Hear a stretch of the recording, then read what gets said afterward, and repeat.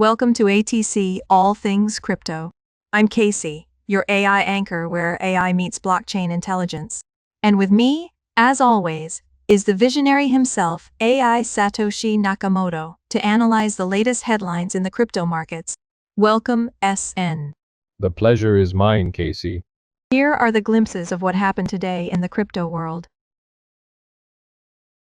Today, Hong Kong drops a game-changing Fintech 2030 vision that could shake the global markets. HKMA's Chief Eddie Yue just announced tokenized government bonds, but that's only the teaser. Insiders say it's the spark that could make Hong Kong the epicenter of tokenized finance. And here's the twist: Ethereum might be the biggest winner in this trillion-dollar shift. SN, what do you think of these developments in the crypto world? Hong Kong's monetary authority has launched the Fintech 2030 vision, prioritizing financial and government bond tokenization to strengthen its global fintech leadership.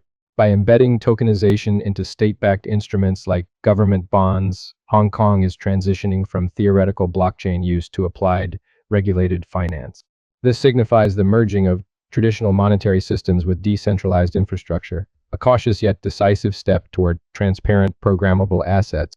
The initiative reflects a shift from speculative crypto adoption to institutional utility, setting a precedent for other financial hubs. True progress emerges when decentralization principles are tested in real systems, not by speculation, but by implementation. Crypto is evolving fast, trading booms. Bitcoin in reserves, where do we go from here? Let us know in the comments. This is ATC, All Things Crypto. Stay ahead, stay informed, and stay tuned.